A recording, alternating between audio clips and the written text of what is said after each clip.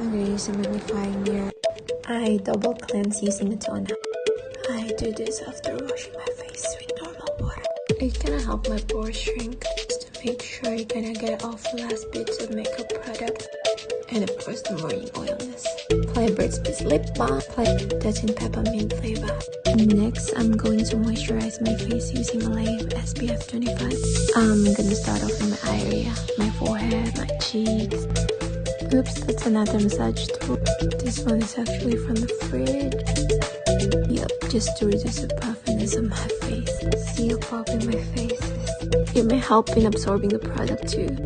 That's NYX foundation. I like this because it has a dropper. And it's also easy to blend. It's natural looking and feels lightweight too.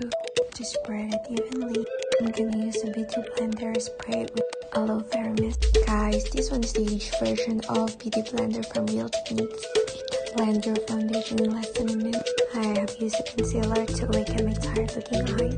To set it, I have used a Maybelline loose powder. I have used a darker brown shade to fill in my eyebrows. I'm just creating small hair-like strokes using my angle brush.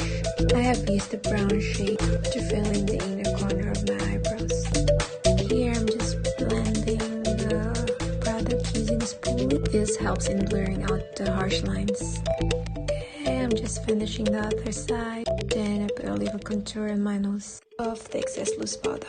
Okay, let's add some blush. I have blended it upwards using a stippling brush from Real Technique. And for my lipstick, I'm going to dab a small amount of Maybelline Super Stick. Next, I'm going to curl my eyelashes. How I do it is just counting 10 seconds in each side. I got this free product from MAC. It's a mascara. I really like this one because it's really waterproof. Okay, done. Just aura. I forgot to show you the last. I have used highlighter and a setting spray.